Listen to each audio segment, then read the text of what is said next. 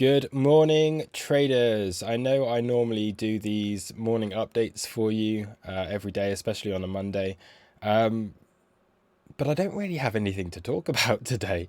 It's just doing exactly what we've been talking about over the last 3 weeks. And apart from local trades and things, which, yeah, I'll cover those, I guess, quickly.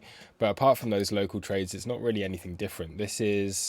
You can go back to any one of my videos since like the 27th of June, I think was the first time I made the idea of it kind of coming down, having this control move down and forming a rounded bottom. Um, this is just exactly what you want to be seeing on the charts. And I think it's giving me a lot of confidence, a lot more confidence in the idea. Of course, this can break down. But what I've been saying for weeks now is 31,600 to 30,800 is the support. Okay, we're going to be testing that, and we've tested it really well.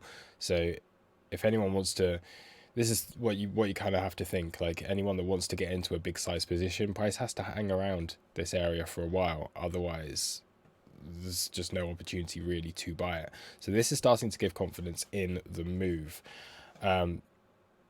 I'd say at this point, a loss of that 31,800 area would see this very bearish. And what we'd need to do is we'd need to see some volume coming in. So I think there'd have to be some kind of catalyst for that, because so far we've still not had any volume. Like volume is still decreasing at support, which is pretty good. It shows to me that there's not really, although we're in this downtrend, it shows to me that there's not really interest in selling here.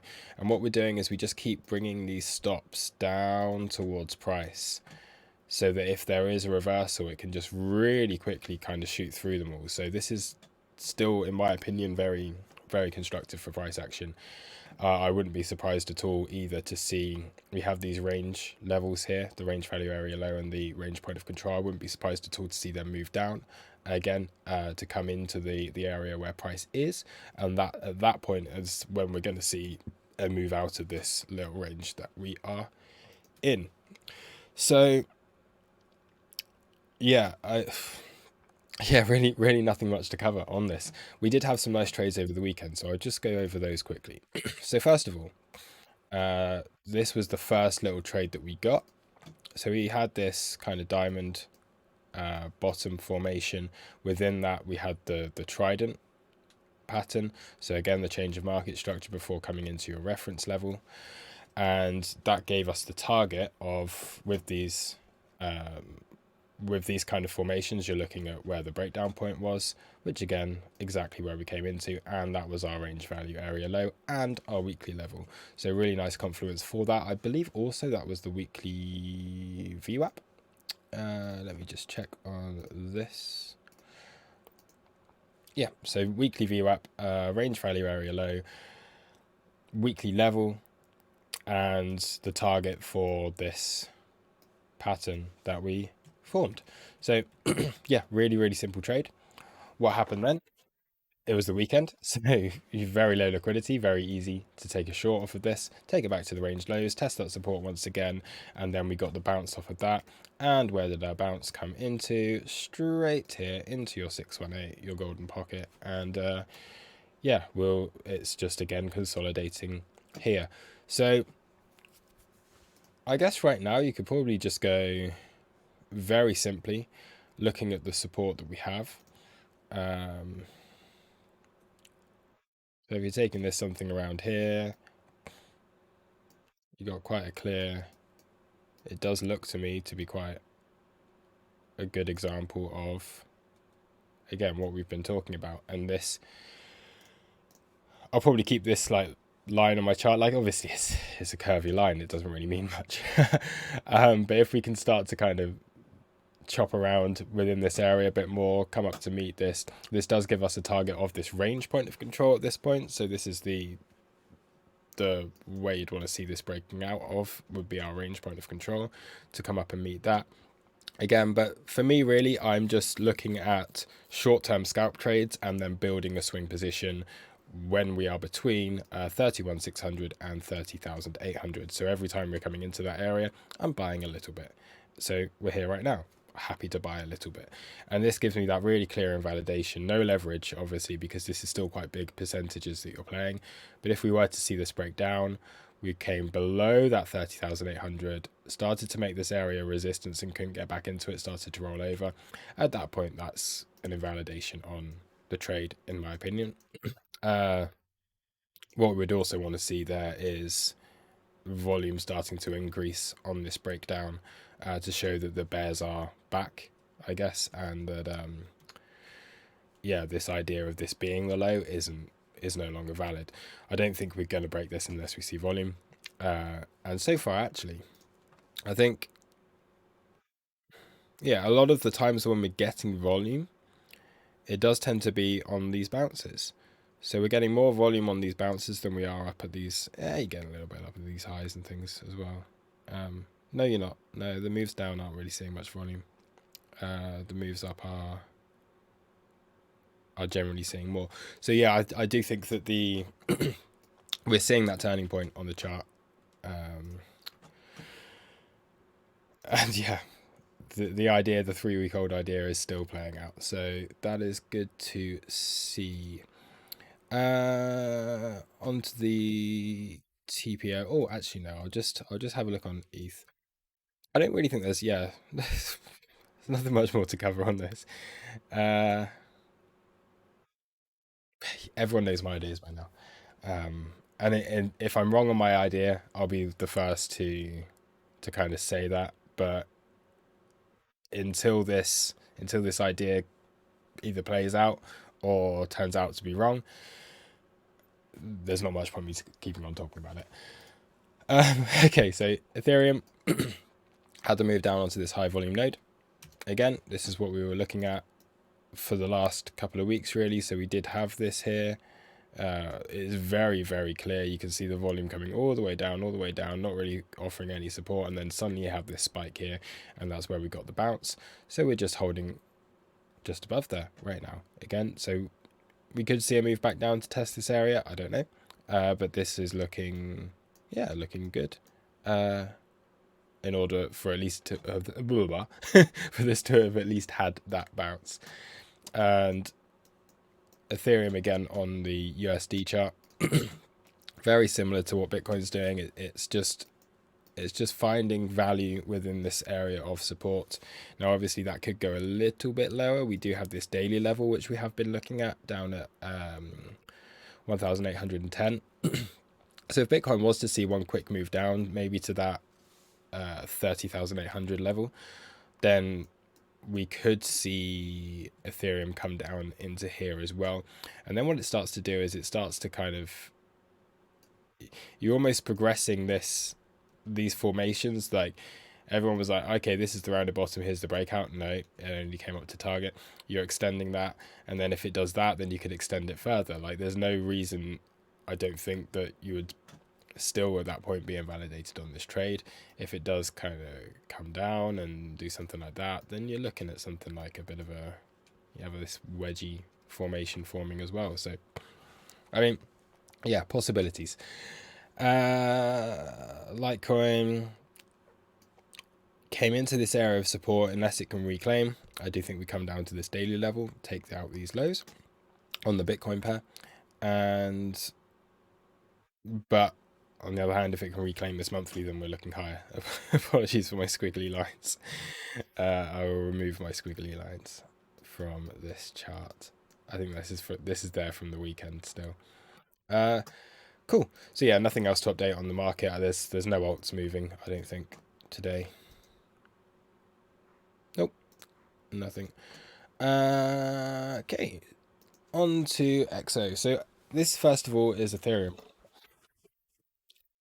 So this is the remember, we do still have these areas left on Ethereum. So 1,835 and 1,762.5 ish. Those are these naked points of control on Ethereum that haven't yet been tested. But the difference is on this is that, unlike Bitcoin, this whole area was chopped around quite a lot previously. Like, last time it came into it, we had this like double bottom kind of thing that formed, and then at this point it was here that left the inefficiencies. So you're basically looking to fill and test support from anywhere between 1960 all the way down towards 1750 kind of area. So not so much of a need to come back and fill these points of control here, because it was in a low range beforehand anyway. And if you compare that to what we got on Bitcoin and why we were so confident that we would see this bigger move down, is because at this point it was this level here, this day on the 26th of June, that got that big move out of it without coming back in to test the value area so much. So we were looking at this a lot more. So yeah, right now there's not really anything left on the chart. The other interesting thing was, so we did have that diamond formation, got the move up right into that range value area low. Then we came back to fill the NPOC that was there. And again, chopping around this area and still looking for that same formation on this. TPO. What you'll probably hear a lot of people talking about right now, and this adds maybe to the bearish argument or to the argument that we could possibly see one other move down to that 3800 area or something before a reversal, is that we do have a couple of, I mean, not poor lows. In fact, each time we did get a poor low, which you see down here, it kind of got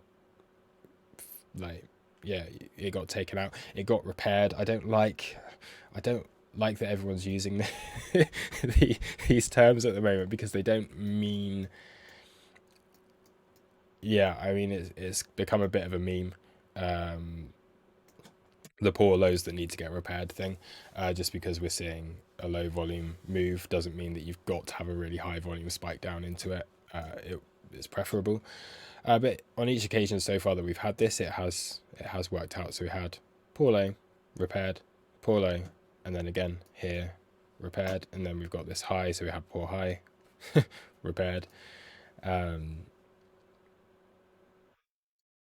yeah, you put in these buying and selling tails on the TPA, and everything then looks a lot more healthy. Currently, price is at yesterday's open. So we do obviously have this daily level where price is right now, and yeah, we'll just nothing much else to report on price right now.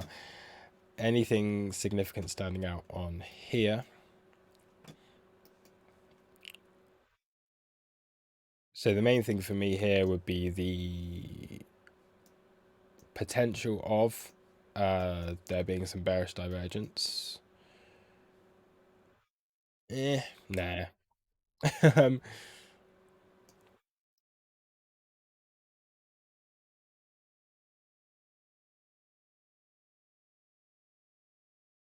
I mean, yeah, you could say that there is a possibility of these divergence becoming more matured as we go through the days and things, but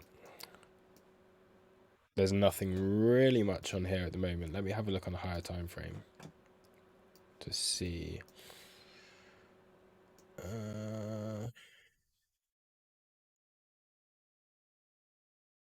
Yeah, like you've got a lot of long interest, and that's I guess maybe the main concern for the bulls, is that perps are still quite bullish. So we could see that final flush, or we could just see the kind of the bottom fall out of it. But you don't know.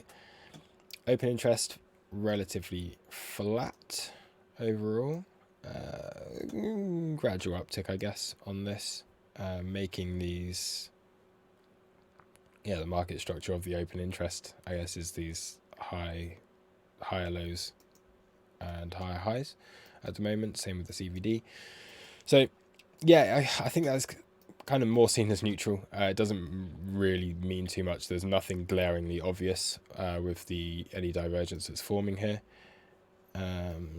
So it could go, yeah, again, either way. So yeah, I don't think there's really nothing else for me to say on this. we'll see how this progresses. I'd be interested if we do get a spike lower and take out these lows before getting a reversal. But at the same time, I'm still happy to buy the area that we're in. So we'll see how it goes. I think stocks might have a big part to play. So if we look on the ES, that is obviously moving down today quite heavily, actually. So we do have that quite big move down on the ES right now, which is interesting. So I think clearly if it takes these lows, we're likely to see a bounce off of this. And again, it's doing very similar to what Bitcoin's done, is coming in to test areas of support that were there.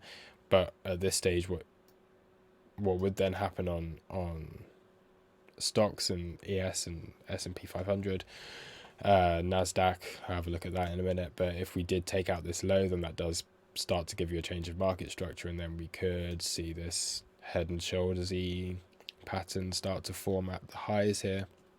But hey, it's the stock market. We've seen this happen many times before, and it just carries on going up at the end of the day. So yeah, interesting to look at. But the fact that Bitcoin's still holding quite nicely in this support area, still low volume, despite a big move down on AS this morning, is okay. We'll have to monitor this though. NASDAQ as well, looking a little bit toppy here. So you'd have to say, like, clearly this trend line is broken on the NASDAQ, and we could be seeing a correction there. DXY, again.